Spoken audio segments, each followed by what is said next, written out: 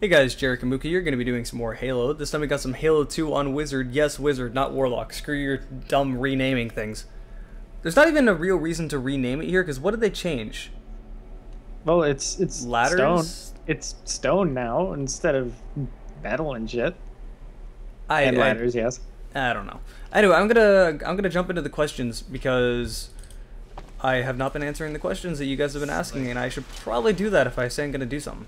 So, if you want us to answer your questions, leave them down in the comments. We will try to answer them in the future voiceover. We get to a habit where we start ranting and forget, so sorry.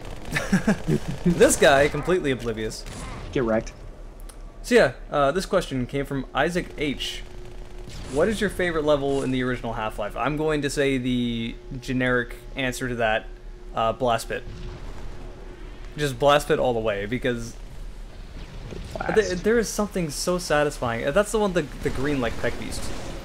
Oh, that thing, yeah. Fuck that thing. The first time I played through that game, I had no idea what the hell that thing was doing, and I died like 500 times before I realized, oh, I can just crouch. I actually don't end up crouching anymore. Like, that's how I beat the game the first million times, but after a while I realized you can just, you know, throw grenades and then run as quickly as possible and you'll be fine. Easy mode. But yeah, there's something so amazingly satisfying. See, that is why I really like Half-Life 1 more than Half-Life 2. Like, objectively, Half-Life 1 is the better game. It's far longer, the map design is way more interesting, and the puzzles are... Half-Life 2's puzzles are so simple, they are just basically all physics puzzles.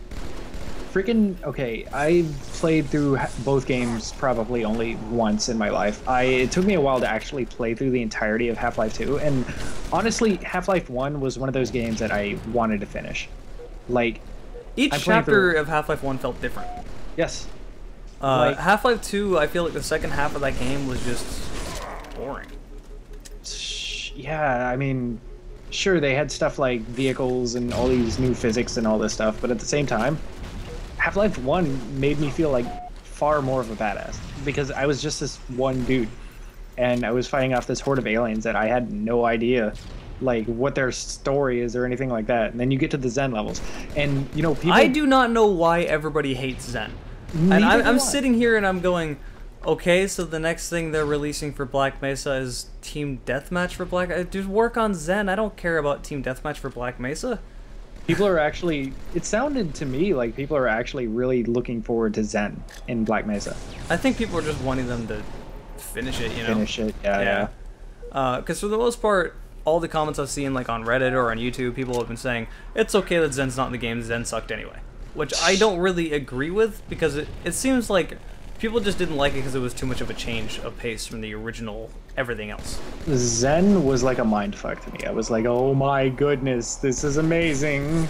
I need to finish this. I think the only thing people remember... See, when you think Zen, the first thing that comes to my mind is Gonarch, fucking testicle spider.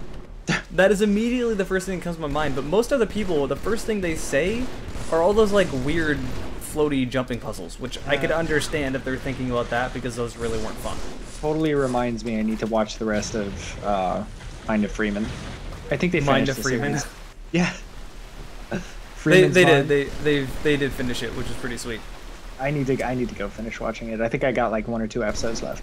But anyway, Half-Life 1, I fucking love it. Half-Life 2, it's pretty. The cutscenes are good. G-Man's a freaking freak. But other than that... Oh, and I kind of like the Vortigaunts, I guess. But I'm weird like that. So. See, I was honestly not okay with the Vortigaunts being on your side in Half-Life 2, because I thought they were the most fun creatures to fight in Half-Life 1. They were amazing to fight. Like, there was something just so satisfying about shooting them once with a revolver. I kind of saw it kind of like the change in Halo 1 to Halo 2 with the elites, almost. How they were like, fuck this. These nerds are like evil or whatever, and I don't want to be on their side anymore. That's a very trivial way of putting it, but that's more or less how I saw it. And I thought it was interesting that there was this sort of dynamic between the factions. I was okay with the elites being kind of friendly in Half-Life 2 and Halo 2, which also, fun fact, Half-Life 2 and Halo 2 came out the same year, which is crazy to think about. It's pretty nuts, yeah. They both came out. See, this is why I always try to argue. There's really two main ways of marketing games.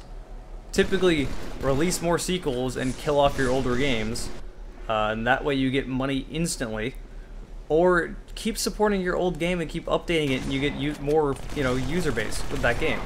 Which is why Half-Life 2 is still relevant, and Halo 2 is basically pretty much dead. And not, it's old news. Like, who still plays Halo 2? Aside from this? See, I hate that. Halo 2's melee not working. It's trash. I think Call of Duty is definitely the biggest culprit of that problem. Melee being trash? No, sequels.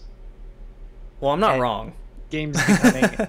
Oh no, I'm not saying you're wrong in any way. I'm just saying that nobody gives a shit about Call of Duty 4 now because Call of Duty Advanced Warfare is out, whereas Half-Life 2 is still relevant. I feel like people still give a lot of shits about Call of Duty 4, they just don't really play it. Huh. It's still very active on PC though. Pro Mod makes it so much better. You don't have all these freaking quick scopers all over the goddamn place. Surprisingly, Halo 1 is still extremely active on PC today. But that's also because we didn't get any of the other Halos, and Halo 2 is basically dead on PC because Halo 2 Vista, and it was a terrible port. And there was no modding support to keep it alive, and they did the whole games for Windows Live bullcrap and shut down the servers, so you know. But yeah, I feel like if we had more, like if Halo 2 and Halo 3 got proper releases on PC, I don't know how active Halo 1 would be. That's very true. Anyway, this has been some more Halo 2. Hope you guys have enjoyed it, and we'll see you later.